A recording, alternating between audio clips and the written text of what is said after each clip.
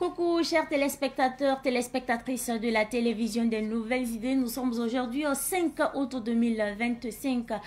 C'est avec cette belle énergie que je vous retrouve ce matin pour ce nouveau numéro de votre émission dénommée Bonjour le Faso. Je rappelle que depuis hier, votre présentatrice de tous les jours, Abzeta Nikema, est en congé. Et cette semaine, je suis donc chargée de vous tenir compagnie. Tout de suite et maintenant, plantons le décor de cette belle émission. Dans la rubrique à la découverte d'œil, cette semaine, nous allons justement à la découverte du stade du 4 août. Le stade du 4 août qui a été donc inauguré officiellement hier par le chef de l'État, le capitaine Ibrahim Traoré. Aujourd'hui, nous allons écouter l'intervention de El Hadj Mahamadi Lamine Kwanda. Et pour la revue de presse, nous allons recevoir d'ici là El Hadj Amadi Adama Soro qui va décortiquer l'actualité pour nous, car oui, nous voulons être informés. Et dans la rubrique invité du jour, nous recevons aujourd'hui le PDG de Nord Parfum. Il s'agit donc de Oumarou Oubda qui va nous donner plus de précisions sur ces produits. Mesdames et messieurs, le décor est très bien planté. Installez-vous confortablement. On se retrouve juste après cette transition pour la rubrique. Dans la rubrique à la découverte de cette semaine, nous sommes installés donc au stade du 4 août. Le stade du 4 août qui a été réouvert officiellement hier en présence de plusieurs personnes. En présence du chef de l'État, le capitaine Ibrahim Traoré, en présence du chef du gouvernement, Rimtal Vajan Emmanuel Ouedraogo, et tous les ministres ainsi que les anciennes gloires du football. On va rappeler que hier, la cérémonie en tout cas fut très belle. Mention spéciale là au comité d'organisation. Alors pour parler donc du stade du 4 août, il faut savoir que le stade du 4 août est le plus grand et le plus beau stade du Burkina Faso, fort de 35 000 places, fruit de la coopération entre la Haute-Volta d'antan et de la République populaire de Chine. On va écouter l'intervention de El Hadj Mahamadi Lamine Kwanda.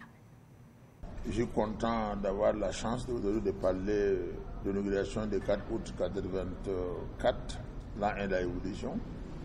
Ce que je sais des stades du 4 août, à l'époque au stade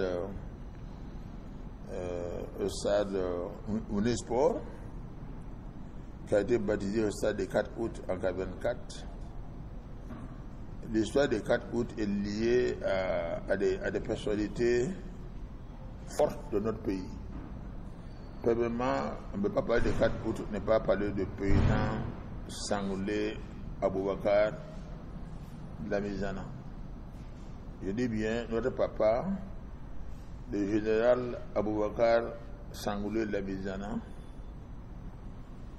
qui, en tout cas, à ma connaissance, avec ce que j'ai appris par JAOTP, a démarré ce dossier-là de vouloir donner un terrain digne de voltaïque qui avait que le stade municipal et le stade de Bobo. Mais la personne qui a pu conçu et même eu le plan et vraiment qui voulait aller vite conçu le stade de 4 août s'appelle le colonel Cézerbo. Le colonel Cézerbo a pu aller, pour ne pas dire à 80 à l'heure. Il pensait lui-même certainement finir le stade. Et entre-temps, l'histoire de notre pays a fait appeler un certain commandant Zamatis au pouvoir qui n'a pas eu le temps de parler de stade. Et la révolution d'août 1983, composée de 4 chefs historiques, le capitaine Thomas Sankara et le capitaine Blaise Compaoré et le commandant Zamatis Boukari Lengani et le capitaine Henri Zango, que nous avons tous suivis. C'est le lieu de donner aussi des civils. Et il me permet de donner des civils, même si n'ont pas été proclamés à la Révolution. C'est leurs partis qui ont travaillé dans l'ombre à l'aboutissement des 4 août 1923. Il faut donner à César ce qu'il y a à César. Il y a le groupe dirigé à l'époque par Valère Sommet et ses compagnons, que je me réserve de ne pas donner trop de noms. le nom qui me revient à cœur, que je suis prêt à donner, parce qu'il est assez égal à lui-même, c'est Podatrin. Ensuite, il y a les anciens qu'il faut respecter, les anciens par rapport à nous. L'Épar PAI qui a aussi fait un travail énorme, qui est composé de 3 chapeaux, le grand frère Fribourg Hidalgo, mon grand frère Armand Touré et mon grand frère Souman Touré. Là, il faut donner à César ce qu'il y a à César. Cette partie-là avait 3 têtes qui se connaissent, et c'est grâce à ces 3 têtes-là que le parti a été ce qu'il a été. Et enfin, il y avait les patriotes. Les patriotes et eux qui s'appelaient les fractions communistes. D'autres s'appelaient l'engagement pour la révolution populaire ou pour le peuple. Il y avait plusieurs tendances. Mais là aussi, le grand patron s'appelait le docteur Ouattamou Lamien. Où nous sommes dedans. Je vais parler de Béa Damiba. Là, à la révolution, il s'est trouvé que c'est le capitaine Henri qui a été nommé président national de la révolution d'août. Et le vice-président, c'est un camarade à nous très engagé, c'est Alain Ilboudo, non seulement au compte des secrétaires de CDR, mais au compte de la ville de Ouagadougou. Et ma bonne personne était nommée président de la commission mobilisation et animation. Et les stades des 4 août relevaient de ma compétence. C'est moi qui avais la charge des stades des 4 août pour m'occuper de tout jusqu'à recevoir les Guimé-Cliff. Et autour de moi, j'avais tous les CD géographiques de Ouagadougou et tous les CD de services de Ouagadougou et les garnisons de Ouagadougou. C'est-à-dire les Badini Mahamadi, le comporé Seydou de la base révolutionnaire, toute l'armée révolutionnaire dans le cadre de la garnison. Les bureaux s'appellent la garnison. Et c'est moi qui étais premier responsable. Mais, je sais qu'à son temps, le capitaine Adi m'avait donné 10 aspirants. Des jeunes officiers qui venaient d'arriver, qui n'avaient pas encore porté les galons de lieutenant, de sous-lieutenant. Parmi eux, il y a encore d'autres qui vivent et qui sont en bonne santé. Il y a le colonel, aujourd'hui, colonel-major, je ne me trompe pas, Gambo. Il va à la retraite, ancien intendant. Il y a le regretté Kéré, qui a été l'aide de camp de Blaise Compaoré. Il y a le regretté colonel Zundi, qui a servi au garnison de Bobo, qui est décédé. Ils sont nombreux. Parce que d'autres même étaient chefs d'état-major de l'armée. Je ne sais pas si c'est Minungou. En tout cas, il y en a beaucoup qui se connaissent quand ils vont écouter l'interview. Il y était 10 qui étaient avec moi dans la commission et on a travaillé ensemble. Et donc, le stade des 4 aujourd'hui, il y a lieu de donner à César ce qu'il y a à César. Depuis que le stade a été suspendu, il faut être honnête que quand il dit le président Roch a fait tout ce qu'il pouvait, mais malheureusement le stade n'est pas fini. Il a donné les moyens, mais je pense que ceux qui devaient faire le travail ne sont pas pris au sérieux. Le colonel Damiba également est arrivé. Le président Damiba n'a pas aussi le temps de s'occuper des stades. Bon, en tout cas, pour moi, en tant que président d'honneur des supporters des étalons, amoureux de football, qui a eu la chance d'être parmi ceux-là qui ont ouvert les stades des 4 août. Il y a bientôt, je crois, 41 ans. Je suis fier de savoir que le capitaine Ibrahim a fait beaucoup d'efforts et son ministre des Sports pour que les stades des 4 août reviennent au peuple burkinabé. Mais je pense que je les encourage à faire plus d'efforts pour que nous puissions avoir 2 stades encore homologués, si possible, et à Gignaré et à Bobo. Pourquoi à Gignaré? Pourquoi à Gignaré? Parce qu'il faut toujours avoir 2 terrains à moins de 40 km. Il y en a, je parle l'exemple de la Côte d'Ivoire, je parle l'exemple de Mali même. Mali a un terrain à moins de 40 km de Bamako, qui est homologué par la CAF. C'est la même chose en Côte d'Ivoire, la même chose au Ghana. Pourquoi pas nous? Le drapeau burkinabé n'a jamais flotté à un mondial. Il est temps qu'on aille au mondial, il est temps qu'on prenne la coupe.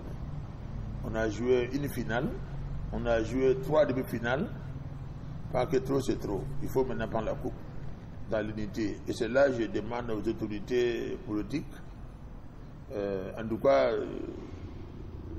je me permets de demander, le sport a besoin de pardon, a besoin d'unité, a besoin de tout le monde.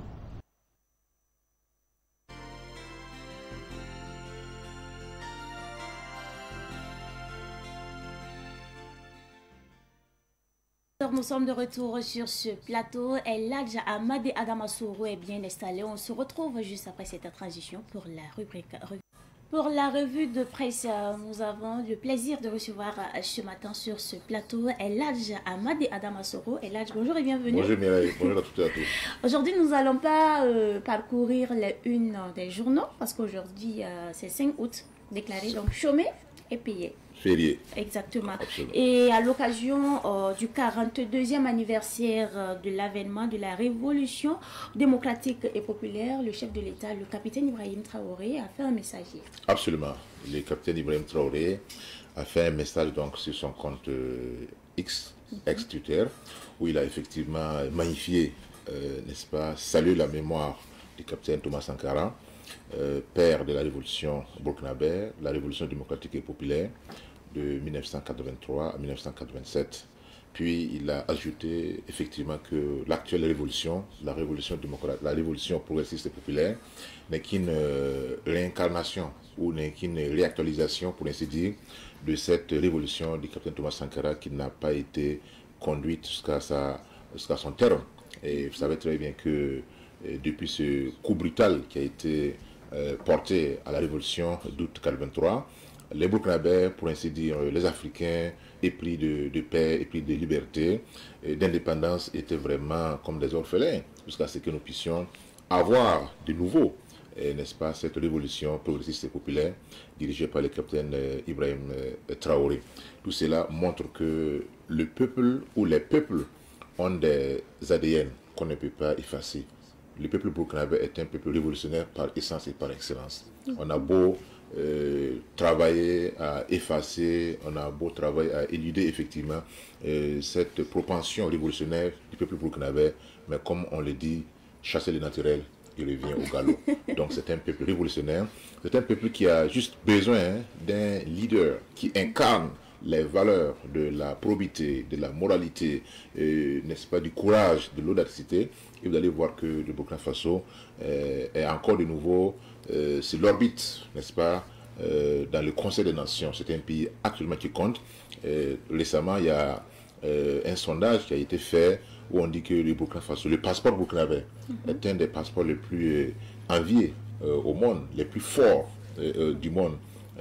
D'Afrique du monde. Voilà. En Afrique, je pense que c'est la 25e place sur 54 pays.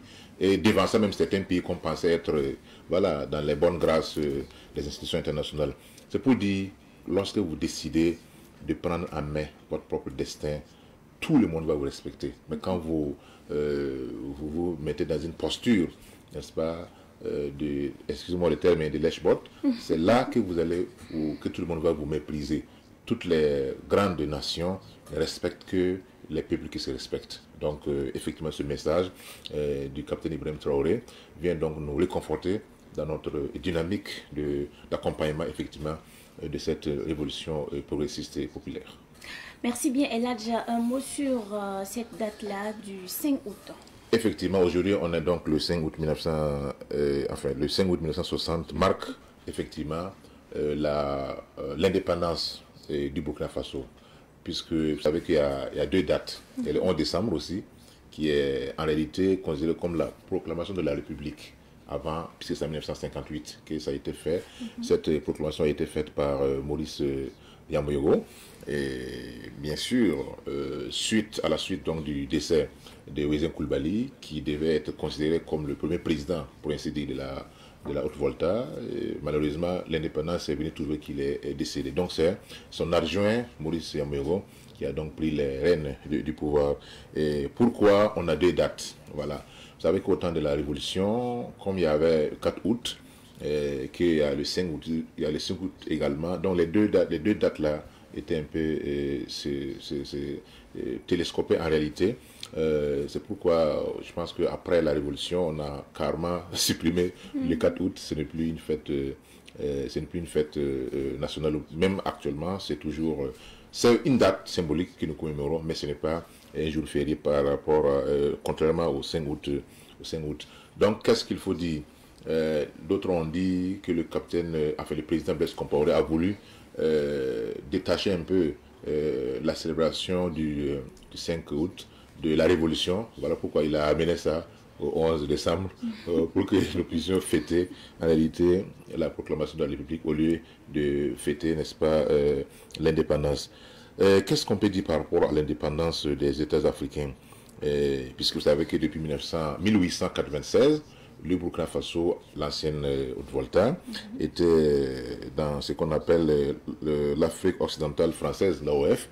Et bien sûr, le pays a été créé, la République Haute-Volta a été créée en 1919, voilà, suite à des mouvements de révolte auxquels le colon a dû faire face, notamment au niveau de Bani Volta, qui a nécessité effectivement l'érection de ce territoire-là en une république pour pouvoir avoir la même mise sur l'ensemble du territoire et pour créer également une continuité géographique entre le Mali, le Soudan français et la basse Volta qui était la basse Côte d'Ivoire, qui était, n'est-ce pas, la Côte d'Ivoire en ce moment. Et on pouvait facilement faire voyager ou en tout cas transporter la main-d'œuvre, l'abondante main-d'œuvre qui était voltaïque, parce qu'on considère le Burkina Faso, l'ancienne Haute-Volta, comme la terre des hommes travailleurs, et pour effectivement aider à exploiter les plantations qui sont dans les pays côtiers. Donc, c'est ça qui a milité effectivement à l'élection de ces territoires-là en Haute-Volta. Et bien sûr, certains critiquent cette indépendance-là en disant que ce n'est pas une véritable indépendance. Parce que lors de sa tournée africaine, le général de Gaulle a demandé à ceux qui voulaient rester dans les girons français et à ceux qui voulaient également s'émanciper. Parmi tous les pays, c'est la Guinée seulement, de Sékou Touré, qui a dit non en disant que nous préférons, n'est-ce pas, la liberté dans la pauvreté que l'opulence etc., dans l'esclavage. Effectivement, quand Sékou Touré a dit non à la communauté franco-africaine, nous avons vu toutes les péripéties, toutes les difficultés que le pays a eu à affronter parce que l'ancienne puissance coloniale a tout coupé de la Guinée, à tel point que des volontaires africains, notamment le professeur Joseph Kizerbo et d'autres Africains, se sont portés volontaires pour aller aider ces pays-là à pouvoir se relever. Et c'est dans ce sillage-là, c'est dans ce contexte maintenant que des pays comme le Burkina Faso, la Haute-Volta bien sûr, ont opté pour l'alliement et sur la politique française pour effectivement échapper aux affres ou en tout cas à l'ire de la France. Pour certains, il s'agit bien d'une indépendance informelle plutôt, ou du moins formelle, mais la réalité est qu'on est toujours dépendant jusqu'à ce que nous puissions aller vers la révolution d'août 1983, où effectivement le capitaine Thomas Sankara a eu des positions radicales, tranchées, vis-à-vis, n'est-ce pas, de l'ancienne puissance coloniale. Et aujourd'hui, nous sommes donc heureux de constater que c'est la continuation ou le parachèvement donc de cette volonté d'émancipation enclenchée par le capitaine Thomas Sankara. Bien sûr aussi, il ne faut pas oublier que les dévanciers ont fait ce qu'ils pouvaient, notamment Maurice Yamoyoro, car à leur temps, c'était aussi pas facile de pouvoir faire face, n'est-ce pas, à la toute-puissance coloniale. Et aussi, ils ont fait ce qu'ils pouvaient, mais aujourd'hui, nous n'avons aucune excuse à continuer à traîner, n'est-ce pas, les chaînes qui nous qui nous enchaîne, excusez de la redondance, pour que nous puissions véritablement nous tracer notre propre voie. Merci bien pour cette belle précision. Et là, déjà, nous poursuivons justement cette revue de presse. Et cette fois-ci, nous allons parler de cette belle cérémonie d'inauguration qui s'est tenue hier sous la présidence du chef de l'État. Il s'agit donc de l'inauguration du stade. Absolument. Je pense qu'on ne pouvait pas avoir mieux. Voilà. Tout le monde, vous avez vu que le stade était presque plein. Oui, oui. Et même plein. Hein. Tout ça, ça démontre qu'il y avait une soif, une véritable soif du peuple burkinabé. Par rapport à la réouverture du stade, c'était quand même une tâche sombre, n'est-ce pas, dans l'attelage de notre système sportif. Comme je l'ai dit hier sur le même plateau, si vous êtes une équipe de football et que vous n'avez pas de stade qui vous est propre, alors c'est un chaînon important qui manque à la chaîne globale, n'est-ce pas, de la disposition ou de l'attelage sportif. Donc, au-delà de l'acte factuel, il y a ce symbole. Vous avez vu des Burkinabés qui ont bravé la pluie. Hein. Même cette cérémonie, à proprement parler, a été précédée par un cross populaire. On a vu les gens qui sont sortis malgré la pluie. On a vu vraiment, on a senti une certaine communion entre les populations, les forces de l'ordre, et tous les acteurs qui étaient impliqués effectivement pour que cette cérémonie-là soit belle. Et sans oublier bien sûr les Soupara. Les Soupara qui a vraiment émerveillé. C'est le lieu donc de saluer ici le groupement commando parachutiste, voilà, qui est en réalité l'instance chargée de pouvoir entraîner les différentes troupes au Soupara, etc. Que ce soit au Burkina Faso ou ailleurs. Vous savez, cette année, on a eu qu'il y a même des Marocains qui ont été formés ici au Burkina Faso, au Soupara. Et tout cela, ça montre que quand on a la volonté, quand on a la vision, quand on a la détermination, nous pouvons faire beaucoup de choses. Encore, chapeau bas. Donc, pour ne pas dire bonnet bas, voilà, à tous ceux qui ont concouru à nous concocter effectivement cette belle cérémonie. Mais il faut aussi reconnaître qu'il a fallu qu'il y ait l'intervention du capitaine Ibrahim Traoré pour que les choses aillent plus vite. On a vu comment ça traînait par le passé. Depuis 4 ans, on était là sans stade et c'était pas vraiment beau à voir pour un pays qui est aussi amoureux du ballon rond comme le Burkina Faso. Donc encore une fois, merci à tous ceux qui ont contribué à ce que nous puissions avoir cette cérémonie qui restera dans les annales, n'est-ce pas, non seulement du football, mais aussi des grands événements du Burkina Faso. D'accord. Et là, un geste de solidarité, la grande famille des trantologiques a un don ce matin. Absolument. À l'endroit des blessés de guerre. Absolument. Donc c'est notre deuxième acte depuis le début de l'année. Vous savez très bien que la grande famille des trantologiques est un mouvement de réflexion, est un mouvement philosophique qui a pour socle 3 aspects. C'est le débat respectueux, parce que nous pensons que dans un pays, il faut que les gens se parlent, il faut que les gens expriment leurs opinions de façon respectueuse. Quand on parle de façon respectueuse, quel que soit les degrés de divergence, on finit par se comprendre. Mais quand il y a discourtoisie, quand il y a l'irrespect, quand il y a le dénigrement, c'est là que le problème se pose. Sinon, si on donne son point de vue pour la construction de la nation de façon respectueuse, je ne pense pas qu'il y aura des problèmes. Voilà pourquoi notre premier socle là, c'est le débat respectueux. Le deuxième socle, c'est l'humour responsable. Voilà. Nous sommes dans un pays où il y a la parenté à plaisanterie. Voilà, entre les chefs IARC et les sujets de FADA par exemple, entre les patrons donc IARC et les forgerons et les pulls, etc. Donc vous voyez, tout ça, ça concourt à raffermir les liens de solidarité. Voilà pourquoi nous pensons que l'humour doit être responsable. Parce que même dans l'humour, il y a des limites qu'il ne faut pas franchir. Voilà, l'humour doit être décent, etc. Et finalement maintenant, le troisième socle, c'est la cohésion sociale. Voilà. C'est-à-dire que tout ce que nous faisons, que ce soit le débat, que ce soit l'humour, doit concourir à asseoir une véritable cohésion sociale. Parce que sans la cohésion sociale, nous ne pouvons pas construire notre pays. C'est pourquoi ce mouvement donc est né le 7 juillet 2018, c'est la route de Bobo, précisément à Tita.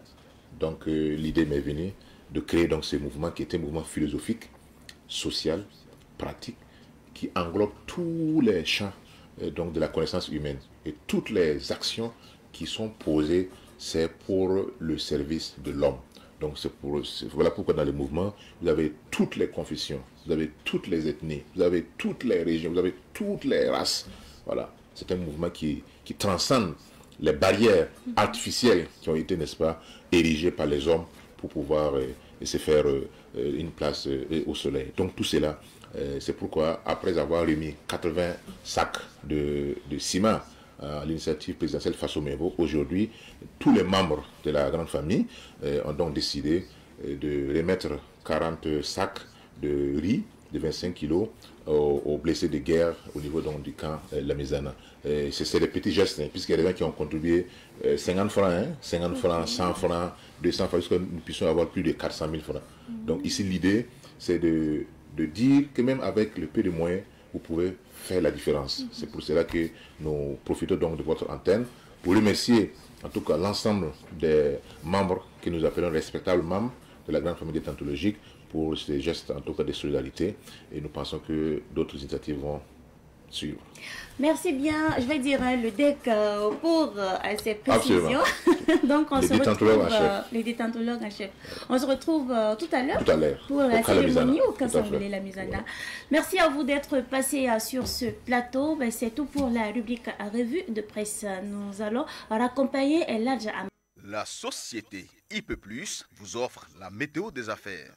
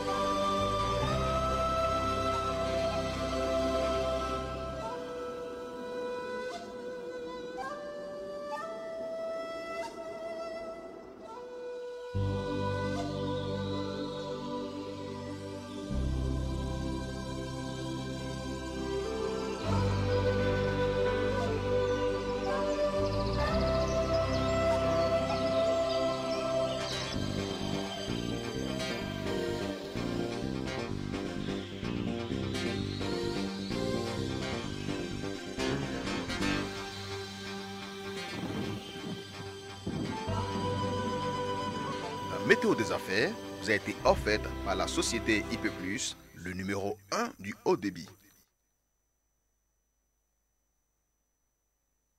Téléspectateurs, téléspectatrices de la télévision des Nouvelles Idées, nous sommes encore de retour sur ce plateau. Notre invité est d'ailleurs bien installé. On se retrouve juste après cette transition pour la rubrique. Et pour la rubrique invité du jour, nous recevons ce matin Oumaro Oumda. Il est le PDG de l'entreprise Argile Santé Nord Parfum. Nous parlons avec vous du lien entre innovation, souveraineté et indépendance, puisqu'aujourd'hui c'est le 5 août, jour de commémoration de l'indépendance. Bonjour et bienvenue sur ce plateau. Bonjour. PDG, c'est quoi la nouveauté chez vous, vos nouveaux produits? Bon, d'abord, je vais souhaiter tout le monde une bonne fête. Merci. Et bonne fête de l'indépendance surtout. Pour moi, c'est maintenant qu'on a l'indépendance. Hein. Voilà, ça c'est ma propre opinion. D'accord. Voilà, sinon, tout va bien. Voilà, jusque-là, j'espère que vous aussi, vous allez bien. Oui, ça va, en tout cas, ça va. Bon, les nouveautés, c'est que tout le monde le sait.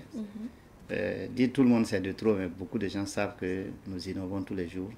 Chaque année, on fait sortir de nouveaux produits. Mais là, c'est qu'on veut parler exclusivement de la pâte. Parce que la pâte a une particularité révolutionnaire que certains n'ont pas encore compris. Voilà, donc... Et quelle est cette particularité-là? Bon, vous allez voir que toutes les pâtes produisent du savon. Lorsque vous brossez, ça mousse bien. Ok. C'est très sucré et trop pimenté. Lorsque tu mets beaucoup, tu risques de brûler ta bouche. Pourtant, la pâte Nord Parfum ne contient pas ces éléments-là. Donc, il n'y a pas du savon ni du fluor. Donc, c'est quelque chose qu'on peut avaler à volonté. On peut donner aux enfants, aux bébés, en quantité. Parce que ça a été analysé et on a vu que ça ne peut pas produire de soucis pour quelqu'un. Au fait, c'est la poudre transformée en pâte. C'est que vous connaissez de la poudre Nord Parfum. Ces mêmes ingrédients-là qu'on a utilisés pour faire la pâte. Seulement, c'est une composition renforcée. Parce que les composants qu'on a mis dans la poudre, là, si on garde les mêmes composants et on ajoute de l'eau, il va perdre son saveur. Donc, il faut augmenter la quantité des ingrédients pour obtenir un résultat optimal. Vous avez tantôt parlé de cette pâte-là. Rappelez-nous quelques-uns de vos produits que vous avez déjà disponibilisés pour les Burkinabés. Bon, en premier lieu, là, c'était la poudre Nord Parfum que j'avais inventée, qui a fait le tour du monde, qui a vraiment donné une valeur ajoutée à ma personne et à ma nation, parce que ça m'a valu une décoration en Kigali. Et ce jour-là, il y avait une délégation du gouvernement kigalienne qui était là. Et quand on a parlé du produit, parce que chaque personne qui était là, on fait sortir sa biographie. Mais quand ça arrivait au niveau de la poudre Nord Parfum, sa biographie, la salle était dehors. Wow. Donc, mais le ministre qui était là, il a dit que ça ne le surprend pas parce que c'est le pays de Thomas Sankara. Parce que les Kigaliens disent qu'ils trouvent leur source d'inspiration sur Thomas Sankara. Donc, vraiment, c'était quelque chose qui avait vraiment donné une image positive à ma personne. PDG, après ça, d'où viennent ces idées? Bon, il faut dire qu'il y a des gens aussi qui naissent avec des compétences différentes. Donc, il faut dire que ça vient de Dieu.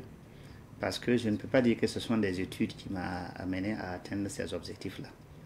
Et vous allez voir que tous les opérateurs économiques burkinabés à l'heure actuelle, là où ils sont, ce n'est pas les études. C'est leur cerveau qui ont donné des résultats du genre. Donc, c'est hors du commun. Parce que quelque chose que tu as appris, là, tu as une explication. Mais quelque chose que tu n'as pas appris et que tu sais le faire, ça, on ne peut pas vraiment donner une explication, sauf dire que c'est un don de Dieu. Parce que tout ce que j'ai inventé, ça n'a jamais été l'œuvre de quelqu'un ou bien une imitation. Par exemple, la poudre, on n'a jamais vu une poudre dentifrice à base d'argile. C'est la première. Les gens utilisaient l'argile verte pour se brosser, mais c'est seulement l'argile verte, il n'y a pas de composants. Voilà, ce n'est pas composé d'autres ingrédients. Il y a aussi le Moro puissant, qui est bon pour les hommes, on peut donner même à des personnes qui ont des problèmes cardiovasculaires, des diabétiques. C'est l'unique à son genre. Il n'y a pas un produit qui intervient dans le domaine de l'homme qui peut vraiment être impartial, opérationnel sur tout le monde. Et ce produit a été également analysé? Ça aussi a été analysé et on a vu qu'il n'y a pas de souci. Okay. Et il y a aussi les ulcères, le produit contre les maux de ventre. Ça aussi c'est à base d'argile verte, le clou de girofle, qu'on n'a pas à dire pourquoi il y a ces ingrédients. Mais vous savez que ce sont des pansements gastriques très puissants. Donc c'est évident que ça puisse soulager les douleurs abdominaux. Et il y a également la femme clean. Femme clean. Oui. D'accord. La toilette intime des femmes. Ok. Ça aussi c'est unique à son genre parce qu'il n'y a pas une sorte d'ovule que la femme peut utiliser à vie. Sauf le produit que j'ai inventé. Ça veut dire que c'est un produit naturel? Naturel et c'est typiquement naturel. On peut l'utiliser à volonté. Il n'y a pas de... Sans effet secondaire. Et ça aussi c'est particulier. Et il y a encore Gamma Propre qui annule les odeurs des aisselles. Vous voyez, un produit qui peut annuler les odeurs des aisselles, s'il y en a, en tout cas je n'ai pas encore eu vent de ce produit-là. Mais vous frottez tout de suite les aisselles et l'odeur disparaît bizarrement. Et les gens qui ont des odeurs corporelles, tu te frottes comme la poudre qu'on a l'habitude de frotter aux enfants et au revoir les odeurs corporelles. Wow. Vous voyez que ça aussi est particulier. Exactement. Voilà, donc, mais ce sont des effets immédiats. Quand mes éléments sortent sur le terrain, ceux qui doutent, ils reviennent dire que non, que certains disent que non, que c'est faux. J'ai dit, mais il faut les dire d'essayer avant de payer, c'est tout. Voilà, c'est des effets immédiats. Et il y a maintenant que chose, la toute dernière, qui est, le produit contre les addictions. Là. Voilà. Okay. Ça, vous savez aussi que c'est particulier. Un produit qui peut aider quelqu'un à arrêter de fumer, parce que le produit diminue la consommation. Au fur et à mesure que tu utilises le produit, ta consommation diminue jusqu'à 0%. Et beaucoup qui étaient venus avec presque la tête perdue se sont retrouvés et ils travaillent. Et il y a des témoins. Et jusqu'à, j'ai fait même une conférence de presse. J'ai invité la presse nationale. Il y avait toute la presse burkinabé qui était là ce jour-là pour témoigner, pour voir les résultats. Effectivement, les résultats, parce que quand tu dis qu'il y a un acquis, il faut avoir un résultat d'analyse qui prouve qu'il y a un acquis. Évidemment, et quand on a analysé, on a trouvé qu'effectivement la personne était définitivement sortie de la dépendance par les résultats cliniques. C'est là maintenant qu'on a eu le courage d'appeler la presse pour qu'ils viennent témoigner. Pourquoi vous avez choisi le domaine de la recherche, de l'invention, de l'innovation, au lieu d'être juste un commerçant de l'import-export? Au fait, c'était ça le début, commerçant. Mais il faut dire que quelque chose que tu es né avec, tu ne peux pas t'échapper. Voilà, ça veut dire qu'on ne peut pas se dérober de qui on est.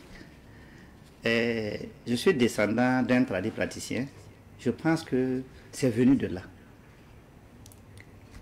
Oui, allez-y. Donc je suis descendant d'un praticien. Je pense que c'est venu de là. Okay. Voilà, parce que mon papa était un praticien. Donc tout ce que je peux dire de raisonnable, c'est dire que c'est parce que je suis descendant d'un praticien. J'ai hérité du papa. De papa. Wow. Voilà, s'il n'était pas praticien, j'allais me demander d'où ça vient cela. Parce que bon, naturellement on dit que le lion, il laisse toujours son enfant avec des griffes. Donc je pense que forcément, ça doit être ça. Je ne peux pas avoir une autre explication que de dire que c'est une descendance ancestrale en quelque sorte. Et mon papa avait, beaucoup de gens le connaissaient. Il intervenait même dans le domaine, sa spécialité c'est les dents. Et les gens l'ont connu avec le produit qui combat les maladies bucco-dentaires. C'était ça même son problème de base, son produit de base. Okay. Bon, maintenant si aujourd'hui, moi je me suis retrouvé avec un produit de base qui est un produit qui combat les problèmes bucco-dentaires, les mauvaises haleines, je pense que je n'ai pas ramassé ça à terre. C'est pas étonnant. C'est pas étonnant. Ouais. Voilà. PDG, est-ce qu'on peut dire qu'à travers votre initiative, vous luttez pour que les Burkinabés consomment burkinabés, comme l'a dit le capitaine Thomas Sankara? Et naturellement, les Burkinabés sont en train de prendre conscience et ils savent ce qu'ils doivent faire maintenant. Parce qu'avec Thomas Sankara incarné, le réincarné de Thomas Sankara qui est là à l'heure actuelle. Et le capitaine Ibrahim Traoré? Oui. D'accord. Vous dire que c'est Thomas Sankara qui est revenu en d'autres formes. Sinon, on ne peut pas ne pas voir Thomas Sankara sur lui. Donc, et sa force permet à tout le monde de se retrouver au fur et à mesure. Mais on ne peut pas changer la mentalité d'un moment à l'autre. C'est tout doucement. Mais déjà, même moi, je vois que ça va très vite.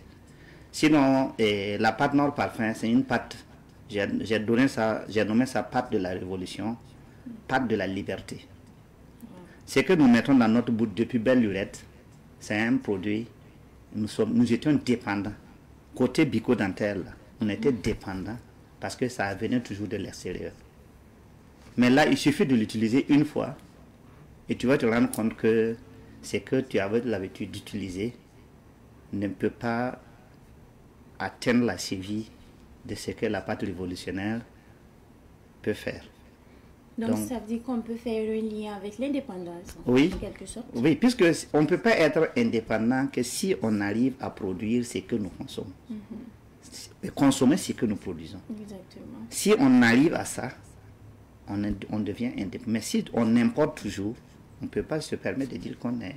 Si aujourd'hui, ceux qui produisent les pâtes dentifrice arrêtent de produire, on va se brosser avec quoi? Voilà. S'ils augmentent le prix, on va faire comment? Donc, on reste toujours dépendant. Mais aujourd'hui, si, Dieu merci, il y a une pâte aujourd'hui qui est burkinabé, qui fait plus que ce que les pâtes importées. Il faut dire même 5 fois plus. Je ne me jette pas des fleurs. Tous ceux qui l'ont déjà utilisé témoignent. Voilà. Donc, et vous savez, le burkinabé ne se voile pas la face. Lorsque c'est bon, il dit c'est bon. Si c'est pas bon aussi, il te crache sur le visage en disant c'est pas bon. Donc, depuis 1 an que la pâte est sortie, on n'a pas eu de mauvais échos. Donc, il faut dire que c'est une pâte qui doit rendre les Burkinabés indépendants des problèmes bucco-dentaires. Surtout quand il s'agit d'utiliser une pâte dentifrice. Je ne pense pas que celui qui a découvert ça va aller encore vers les autres pâtes. Parce que quand on se brosse là, c'est pour obtenir un résultat. Ce n'est pas parce qu'il y a du savon. Voilà pourquoi certains nous demandent pourquoi notre pâte ne contient pas du savon. Pourquoi ça doit contenir du savon? Et pourquoi notre pâte devait ressembler aux autres pâtes qui ne font pas effet? Vous voyez un peu. Une pâte dentifrice, normalement, quand tu te brosses, tu ne dois plus avoir des problèmes dedans. Normalement. Et c'est ce qui est dit même pour que tu parles payer. Si celui qui a créé la pâte n'a pas écrit que ça gère, ça corrige les problèmes bucco-dentaires, je ne pense pas que tu vas l'acheter. Mais comment se peut-il que tu vas toujours te brosser avec une pâte dentifrice et tu fais toujours face à des problèmes dedans, à des mauvaises haleines? C'est que c'est de l'arnaque. Parce que ce que l'intéressé a dit, il a dit que ça corrige les problèmes bucco-dentaires. Mais tu te brosses tous les jours et tu as toujours ce même problème. Si nous devons trouver un produit innovateur, tu dois relever ce défi-là.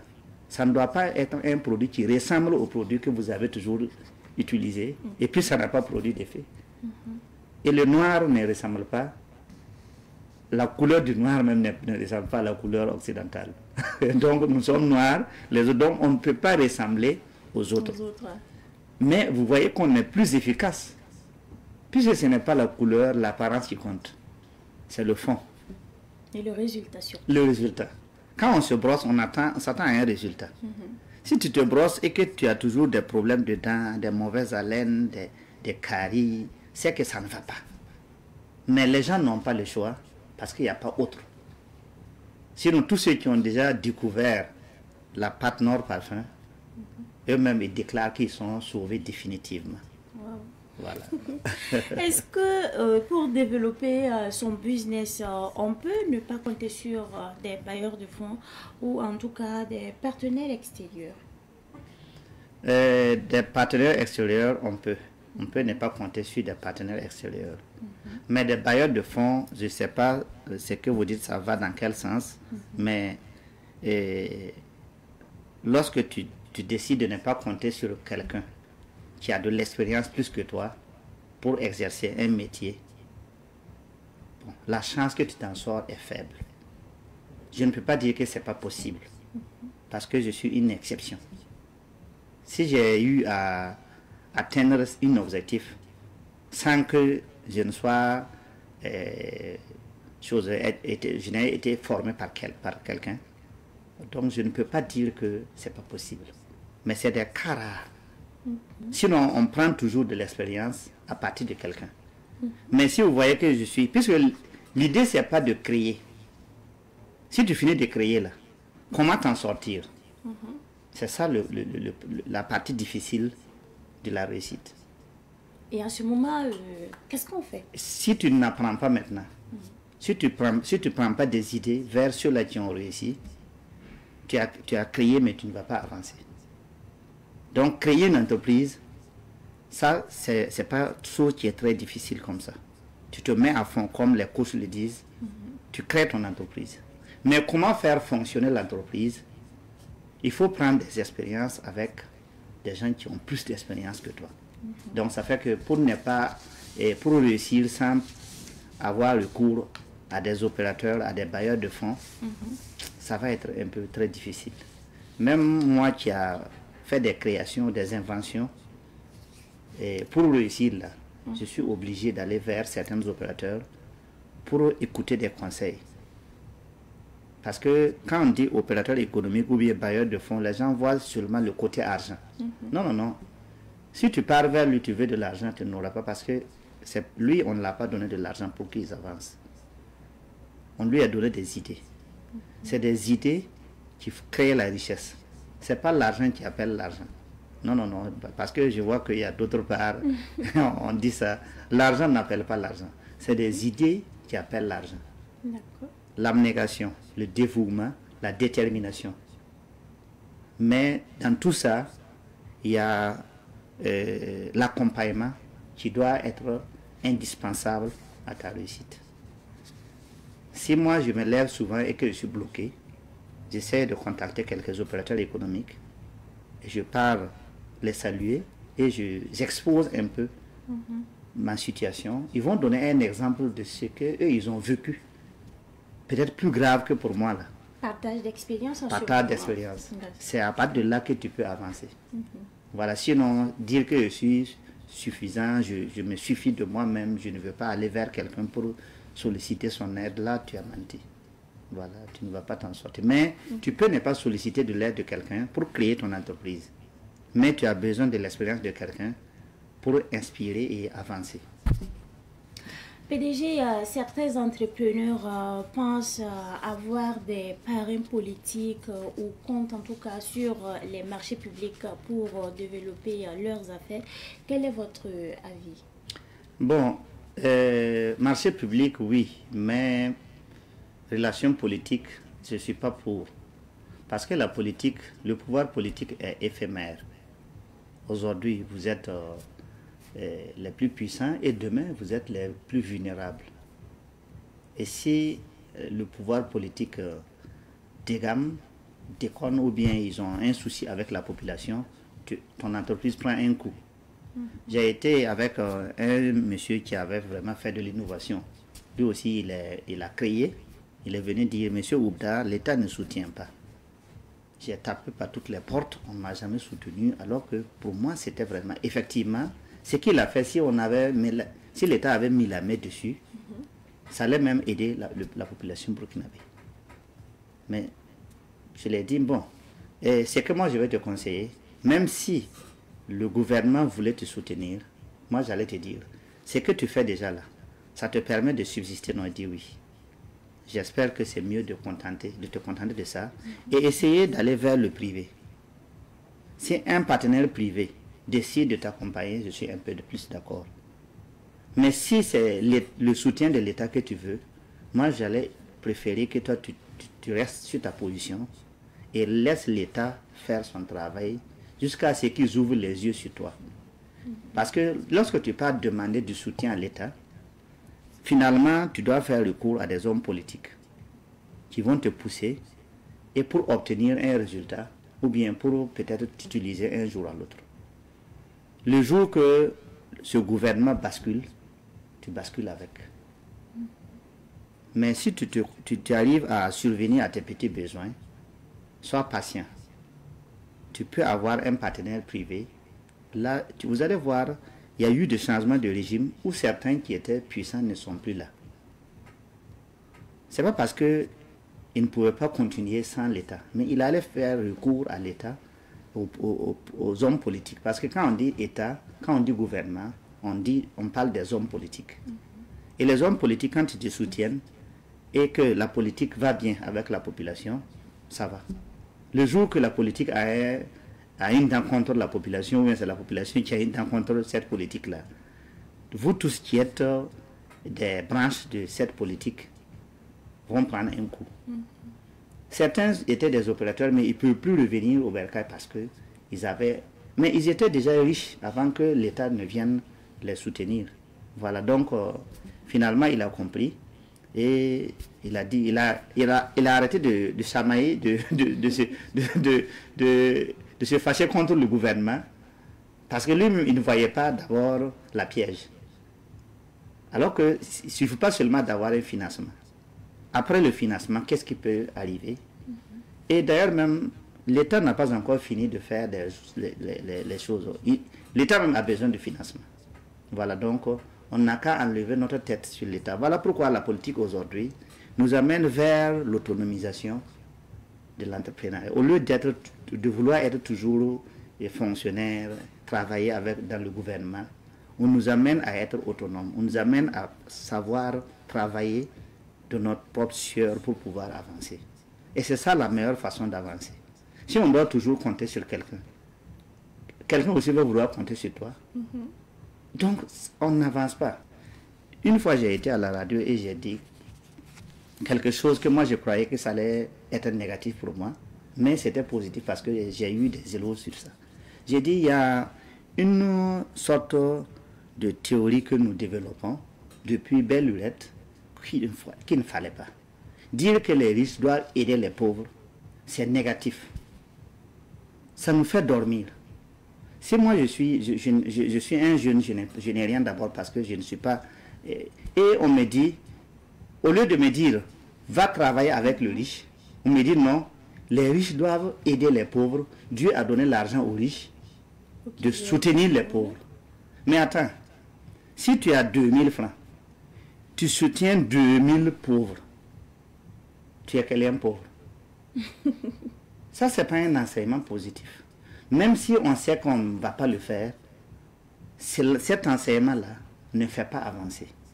Normalement, on doit dire, le pauvre doit aider le riche. Parce que le pauvre a besoin d'expérience. Plus tu pars aider le riche, plus tu deviendras riche aussi. Mais si on dit que le riche doit aider le pauvre, c'est que le pauvre ne doit plus rien faire. Vous voyez un peu, c'est l'inverse. Voilà pourquoi l'Occident est plus avancé que nous. Parce que ce jeu, il n'y a pas cette théorie-là. Si vous sortez du ventre de votre mère à un certain âge, tu ne comptes plus sur la richesse de tes parents. Tu veux pour toi-même. Donc, au lieu d'aller demander de l'aide, non, tu offres de l'aide. Et tu gagnes en retour. Si 20 pauvres viennent chez toi aujourd'hui alors que tu as 100 000 francs, tu dois leur donner 10 000, ou bien 5 000, parce qu'on a dit que Dieu a dit d'aider les pauvres. Tu deviens quoi? Pauvre aussi.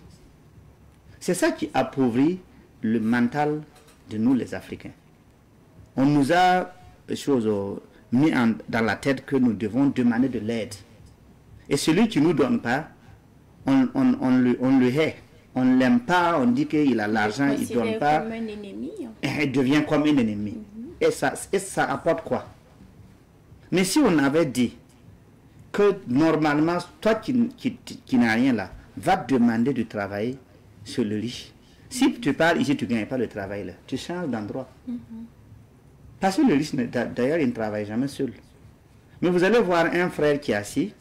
Il attend que son frère vienne lui donner parce que Dieu a dit que les frères doivent donner les choses. Du moment où le frère n'a pas encore fini ses affaires, monsieur croit que son frère a 1 milliard dans son compte. Au lieu d'enlever, même si c'est 500 000 francs lui donner, il ne donne pas. Et il est là, il le maudit. C'est parce qu'on nous a mis ça dans la tête, que les riches doivent aider les pauvres. Sinon, celui qui a l'argent, c'est seulement que s'il y a une situation, il doit utiliser cet argent-là pour débloquer. Mais quand on dit aider les pauvres, c'est vague. Voilà, si on dit aider les pauvres dans des difficultés, oui. Mais là, on a dit aider les pauvres, c'est vague. Et les gens n'arrivent pas à discerner ça. Donc, en quelque sorte, il faut travailler à changer surtout il faut la mentalité. Cette mentalité-là, il faut vraiment qu'on le change. Sinon, ça nous fait dormir. D'accord. Moi, si on me dit que, comme mon Dieu a dit que les riches doivent aider les pauvres, et vous êtes mon frère ou bien ma mère ou bien... Moi, je vais rester là calé attendant que vous venez me donner. Et pourtant, ça doit pas être comme ça. Travailler. C'est ça, il faut tous travailler. D'accord. On espère en tout cas que le message est très bien passé. Bon, en tout cas, je suis fier de les passer ce message parce que avant j'avais fait passer, mais je n'ai pas eu une claque. Alors, PDG, nous poursuivons. Est-ce que les entrepreneurs et hommes d'affaires burkinabés ont la vision de créer de grandes entreprises qui vont recruter beaucoup de travailleurs et produire assez? Bon, ils ont cette vision, mais ils ne l'utilisent pas au Burkina. Voilà, ils ne l'utilisent pas au Burkina. La plupart des grands entrepreneurs, ils préfèrent aller investir ailleurs. Et moi, je vais encore revenir sur... Bon, ça, c'est ma propre théorie. Okay. Ce n'est pas forcément vrai, mais c'est ma propre théorie. Et l'idée de penser que les riches doivent aider les pauvres, là, ça fait endormir la jeunesse. Si tu crées ton business au Bercail, ça n'avance pas parce que tous ceux qui étaient censés venir appuyer, apporter leur expertise pour que ça avance, ils attendent que tu viennes les donner parce que Dieu a dit que tu dois les donner. Donc, ils ne viennent pas à ton appui. Donc, le mieux, c'est de quitter le pays, là où on ne te connaît pas. Parce que si la personne ne te connaît pas, il ne peut pas espérer que tu dois lui donner. Donc, ça, c'est une partie que moi, je pense que ça peut jouer. Autre part, d'autres accusent les taxes, d'autres aussi accusent l'environnement, d'autres aussi accusent la politique de la société même. Voilà. Mais, bon, tout est lié. Voilà. Si tu sais que si tu ouvres ton entreprise ici, tes frères, tes parents vont se lever et dire, ouais, il est devenu riche, il s'en fout de nous, ils vont commencer à aller à gauche, à droite pour te détruire, tu préfères te cacher ailleurs. Donc, vous allez voir certains qui sont, et d'autres qui sont, nous qui sommes avec la population lambda, on a des échos. Certains sont allés en Côte d'Ivoire, ils ont réussi, mais à chaque fois qu'il ne faut pas aller retourner là-bas, si tu retournes au village, tu ne vas pas revenir. On va te tuer. Parce que le villageois, il s'est dit, comme tu as l'argent, tu dois venir les donner. Tu es venu, tu ne les as pas donnés là. Voilà, il dit, ah ouais, il nous néglige, il s'en fout de nous, voilà ce qu'on va faire. Donc ça fait que, moi je pense que c'est lié à ça. Et beaucoup, on parle là où on a gagné hier. Et on parle là où on espère qu'on va gagner.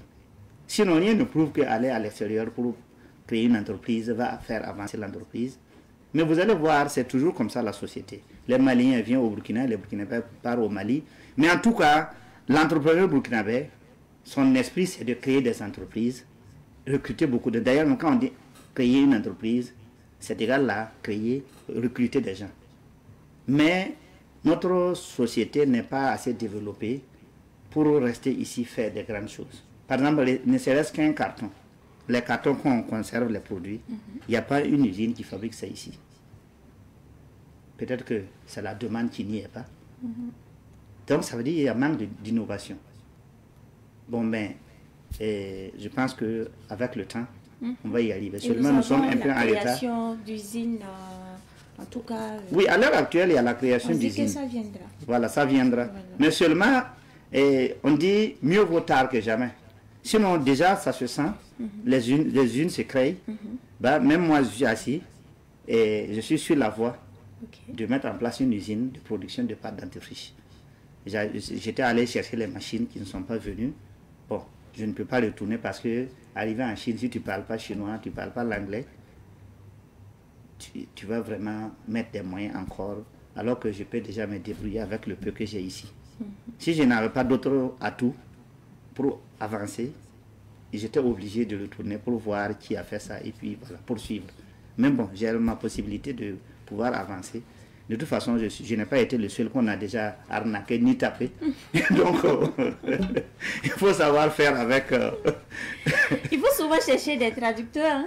Ah oui, bon, le traducteur, tu vas prendre des millions. C'est ça le problème. C'est un service, ça. Voilà, c'est un service. Donc, lui aussi, avec ce que tu vas lui donner là, tu peux utiliser cette somme pour faire quelque chose, pour ne plus être dépendant. Au fait, il faut que nous sortons de la dépendance. Si j'étais parti en Chine pour chercher des machines, c'est que je ne savais pas que je pouvais créer ces machines-là. Mais du moment où ça a été et que ça n'a pas marché, j'étais obligé de trouver un moyen pour pouvoir ne plus retourner là. Parce que je ne sais pas qui je vais faire face encore. Et comment ça va se passer encore? Oui, la question reste tu dis que X n'est pas bon, mais qu'est-ce qui te fait croire que Y aussi ne va pas faire la même chose? Donc, au risque de tomber encore sur les mains d'un fautif comme l'autre, je préfère trouver une solution. Mais bon, de toute façon, c'est parce que je pouvais trouver une solution. Sinon, heureusement. Heureusement. Comme vous avez parlé tantôt de la Chine, quelle comparaison pouvez-vous faire avec les autres pays comme la Chine, le Nigeria plus près, et qui ont des entreprises plus développées? La Chine, c'est hors du commun. Hein? Il ne faut même pas aller. Puisque la Chine, c'est comme, on ne dirait pas des humains, on dirait c'est des extraterrestres. Voilà, qu'on n'a jamais vu, mais on en parle quand même. Donc, ce ne sont pas la Chine, ce n'est pas, c'est des génies. Voilà, donc il n'y en a pas à comparaître. Il ne faut pas se fatiguer parce que de toute façon, même les pays les plus développés, si on regarde la main-d'œuvre là-bas, la majorité, c'est les Chinois qui partent faire les grandes œuvres. Voilà, donc c'est toujours les œuvres chinoises. Nous tirons vers la fin de l'entretien, hein, PDG Oubda. Quelles sont les grandes ambitions de M. Oubda pour son entreprise? Les grandes ambitions de M. Oubda pour cette entreprise, c'est de réussir à faire évacuer la pâte dentifrice Nord Parfum hors du Burkina et traverser les mers pour aller approvisionner l'Occident. Pour que l'Occident sache que quelque chose de grand peut quitter au Burkina ici pour aller les arranger. Parce que vous savez, les pâtes quittent depuis l'Occident avec des navires, ils viennent en Afrique pour ne pas résoudre le problème des Africains. Mais ça va quitter ici pour traverser, aller en Europe, mais il va réussir à faire mieux que ce qu'eux, ils avaient l'habitude de produire. Donc c'est ça mes ambitions. C'est pouvoir non seulement d'abord approvisionner le Burkina tout entier, mais il arrive que je m'asseye et je me demande, il me faut quelle quantité pour pouvoir approvisionner le Burkina Faso? Il me faut quelle quantité, quelle dimension, quelle taille d'usine pour pouvoir produire assez pour approvisionner la sous-région? Et il me faut quelle machine pour pouvoir produire suffisamment pour approvisionner le monde? Et ça, c'est dans 50 ans, je pense. Parce que toute chose, il faut commencer à aller. De toute façon, ça ne peut pas prendre un coup. Mais même si ça sera après moi, je pense que le produit va atteindre le monde entier. Parce que si vous regardez Coca-Cola, il a envahi le monde. Mais c'est une connaissance qui date des années, des milliers. Il a même des petits-enfants. Coca-Cola a même des petits-enfants et des arrière-petits-enfants. Donc, la pâte signal fluor, il y a beaucoup de pâtes que je ne vais pas citer, mais toutes les pâtes qui sont là à l'heure actuelle, vous allez voir que ce sont des pâtes qui ont des petits-enfants. Donc ça veut dire que celui qui l'a inventé même peut-être n'existe pas. Ce sont ces petits-enfants qui continuent. Et ça, la pâte Nord Parfum doit être dans ce sens. ça doit être une pâte nationale. Et ça doit être une pâte du Burkina Faso. Ça ne doit pas être une pâte de M. Oubda. D'accord. Et si on arrive à ça, c'est là que j'aurais atteint mes objectifs. J'aimerais qu'un jour on dise, voici une pâte dentifrice qui vient du Burkina, qui bat le record mondial. Oui, parce que je compte prendre des prix de l'innovation avec cette pâte-là. Depuis lors, on n'a jamais eu de critique. Et tous ceux qui l'utilisent voient toujours que c'est mieux que les autres. Donc pourquoi pas ne pas envahir le monde. Voilà pourquoi à l'heure actuelle, je suis en train de faire le prix. Je vais profiter de dire aux téléspectateurs que ce qu'ils attendaient encore de moi est en train de venir. Parce que dès le début, les gens s'attendaient à ce que je puisse transformer ça en pâte. Chose que je n'avais jamais imaginé que je pourrais le faire un jour. Et c'est arrivé. Le prix, c'est 1500 à l'heure actuelle. Les gens souhaitent qu'on réduise ça à un prix acceptable pour les pauvres. Parce qu'on dit que pour avancer, il faut aller avec la masse. Et aujourd'hui, la masse, c'est les pauvres comme nous. Donc, plus tu arrives à satisfaire la couche vulnérable, plus tu avances. Voilà pourquoi la Chine a bien compris. Il a produit des trucs, on dit deuxième, troisième là. C'est pour éviter que ce soit seulement les riches qui peuvent payer le produit. Effectivement, quand ils ont créé pour les couches vulnérables, vous avez vu qu'ils ont envahi le monde et ils sont devenus première économie mondiale à l'heure actuelle. Même si c'est sous-entendu, on sait que c'est eux les premières puissances économiques mondiales. Donc, aujourd'hui, la pâte Nord Parfum, les gens souhaitaient que ça descende à 500. Si vraiment il y a longue vie, par la volonté de Dieu, d'ici fin août, au plus tard, d'ici le 15 septembre, normalement les premières pâtes de 500 francs doivent tomber sur le marché burkinabé. D'accord, c'est une bonne nouvelle. Bonne nouvelle. Merci bien. Voilà. Nous sommes à la fin de l'entretien. Votre mot de fin? Bon, c'est encore souhaiter bonne fête de l'indépendance. Moi, c'est notre première fête de l'indépendance que nous sommes en train de célébrer aujourd'hui. Voilà. Parce que pour moi, on n'était pas indépendant. Maintenant, on est indépendant. Donc, bonne fête à tous. Et je souhaite bon vent à votre Savane Média. Merci. Que Dieu vous accompagne. Amen. Nous rappelons donc à nos téléspectateurs et téléspectatrices que nous étions en entretien avec Oumarou Oubda. Il est le PDG de l'entreprise Argile Santé Nord Parfum. Merci à vous d'être passé sur ce plateau. C'est tout pour la rubrique invité du jour et nous raccompagnons notre invité avec ceci.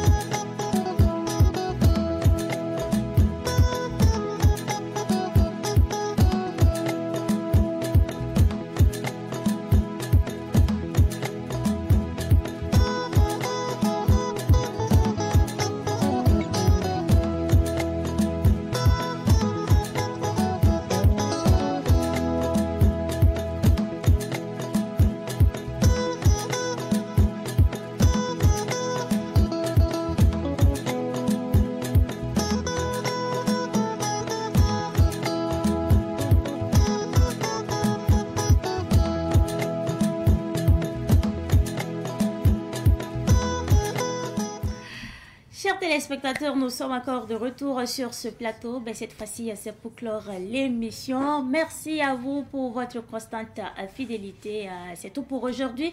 Je vous retrouve demain à partir de 7h30 pour un nouveau numéro de votre émission dénommée Bonjour le Faso. On se dit bye bye et à très bientôt.